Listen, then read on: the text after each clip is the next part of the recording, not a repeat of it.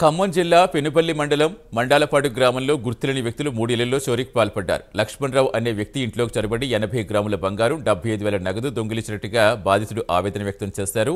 నాగరాజ్ ఇంట్లో 16,000 రూపాయలు, ఋషి షాపులో 20,000 రూపాయలు దోచుకున్నారు.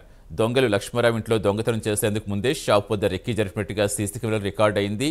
బాధితుల ఫిర్యాదుతో సత్తుపల్లి పోలీసులు కేసు నమోదు చేసి దర్యాప్తు చేపట్టారు.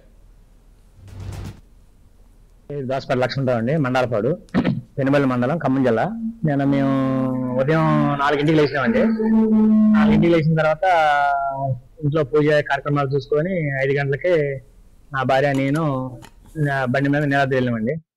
వెళ్ళి 5ంటికి వెళ్ళి అభిషేకం చేయించుకొని మళ్ళీ 7:30 కల్లా ఇంటికి వచ్చినామండి. ఇంటికి వచ్చి తలుపు తీసి చూడగానే ఇల్లంతా చంద్రబందరగా పడేసి ఉంది. అడ్డేపు సైడ్ తలుపు పగలగొట్టుంది. చూసేసరికి దొంగతనం జరిగిందని అర్థమైంది.